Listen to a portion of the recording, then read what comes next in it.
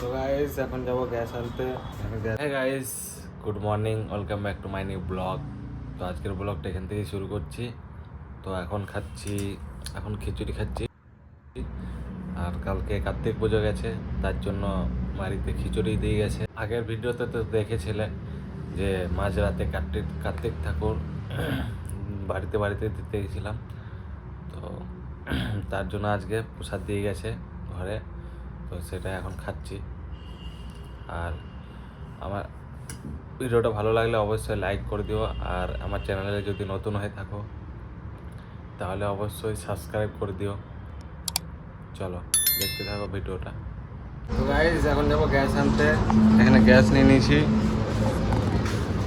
খালি গ্যাস। এখন গ্যাস আনতে যাবো।